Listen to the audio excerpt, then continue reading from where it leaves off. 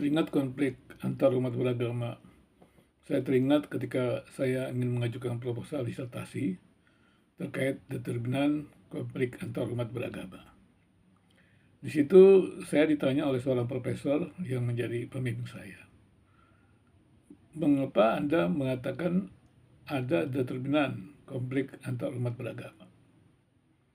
Apakah memang agama itu memiliki atau bisa menjadi sumber konflik? Itu pertanyaan dari para peserta tersebut. Pada awalnya saya hampir terjebak juga karena ada kekerasan konflik-konflik yang mengatasnamakan agama. Maka kemudian saya melihat ada indikasi bahwa agama bisa menjadi sumber konflik.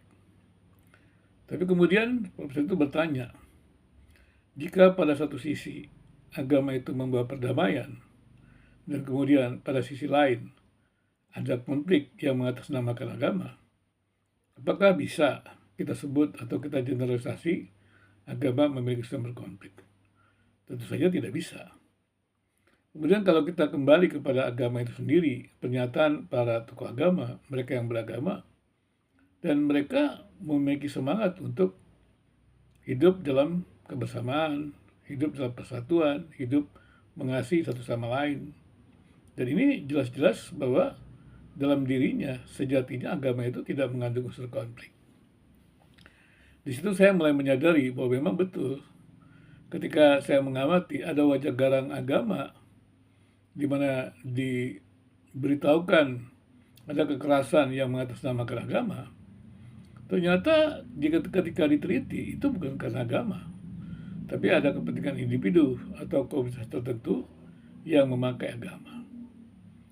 Demikian juga kalau kita melihat adanya kedamaian, adanya kerjasama, adanya sebuah perkumpulan-kumpulan yang menebarkan keadilan, kedamaian dari orang-orang yang beragama tersebut, sebenarnya kita juga bisa melihat bahwa ada unsur agama yang mendorong adanya kehidupan yang damai, kehidupan yang baik, seperti itu.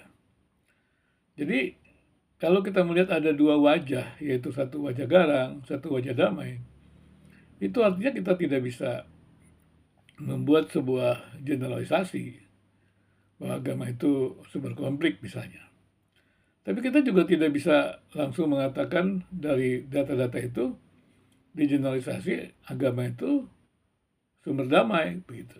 Nah, tapi kita bisa lebih jauh meneliti. Berarti sekarang kita mencoba meneliti lebih jauh lagi tentang pemahaman agama atau kehidupan orang yang beragama. Nah, ketika kita meneliti lebih jauh kehidupan orang yang beragama, maka di sana sebetulnya kita akan melihat bahwa ada orang yang beragama memang untuk kemuliaan agama. Memang orang itu memang beriman kepada Yang Maha Kuasa dan memuliakan Sang Penciptanya. Tapi ternyata juga ada yang beragama untuk kepentingan tertentu.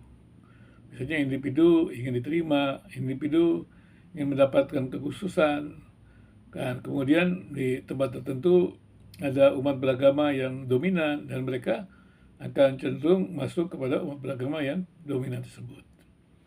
Jadi kemudian terjadilah yang namanya kepentingan. Jadi pemilihan agama itu bukan didasarkan kepada sebuah kebebasan untuk memuliakan agama, tetapi ada tekanan kepentingan-kepentingan tertentu. Ada kondisi-kondisi tertentu yang memaksanya untuk bisa memilih salah satu agama tertentu yang bisa menolongnya terbebas daripada kesulitan-kesulitan.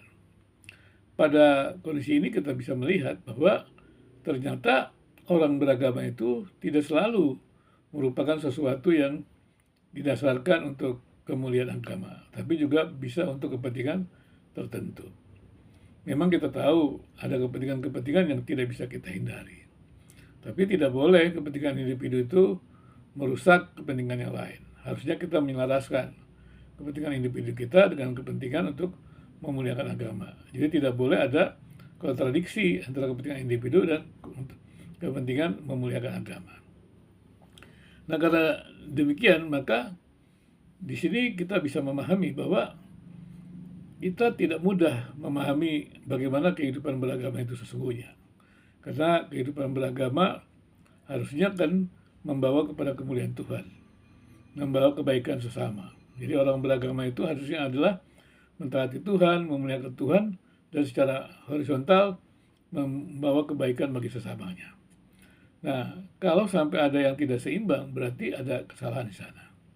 Jadi saya tidak setuju bahwa agama itu menjadi sumber konflik, walaupun seringkali dipakai sumber konflik. Karena itu, pilkada tahun ini kita mesti hati-hati. Jangan sampai ada politik memakai agama atau politisasi agama. Dan kita masih ingat peristiwa bagaimana pemilihan gubernur Jakarta terjadi sebuah pembelahan, ada masyarakat yang mendukung kubu tertentu dan kubu yang lain, dan kemudian didasarkan juga oleh keyakinan agama. Dan ini merupakan sesuatu yang salah sekali.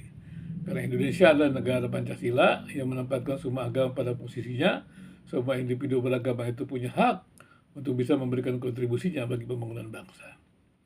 Jadi, ya, kalau menurut saya adalah seharusnya kita beragama itu hanya untuk kemuliaan agama itu, bukan keuntungan individu atau komunitas. Meskipun kita juga punya kepentingan individu atau komunitas, harusnya diselaraskan dengan kepentingan agama atau kepentingan memuliakan Tuhan, Sang Pencipta, sehingga dengan demikian maka kepentingan individu itu tidak menghantam kepentingan individu lain, tidak menghantam kepentingan komunitas lain. Jadi kepentingan individu, kepentingan komunitas itu selaras dengan kepentingan bersama, kepentingan sesama umat manusia. Dan kalau demikian maka kita akan bisa hidup bersama. Maka saya masih ingat kata-kata Martin Luther King Jr. yang mengatakan, yang juga dikutip oleh seorang tokoh agama Indonesia yang pernah mengatakan begini, kalau kita tidak bisa hidup bersama, maka kita akan mati bersama. Siapapun kita, komunitas apapun, seharusnya kita mengusahakan kebersamaan, mengusahakan persatuan, mengusahakan kekuatan bersama. Karena barang siapa yang mencari kepentingannya sendiri, dia bukan hanya menghancurkan orang lain, tapi menghancurkan dirinya sendiri. Tapi barang siapa mencari kepentingan bersama, maka dia juga akan dilindungi oleh sesamanya dan bisa hadir menguatkan kehidupan bersama. Kiranya kehidupan beragama kita makin menjadi lebih baik, sehingga dengan demikian kehadiran agama-agama Indonesia yang hadir pada mulanya secara damai itu bisa terus menghadirkan kedamaian, menghadirkan toleransi, dan juga menguatkan kehidupan bangsa Indonesia.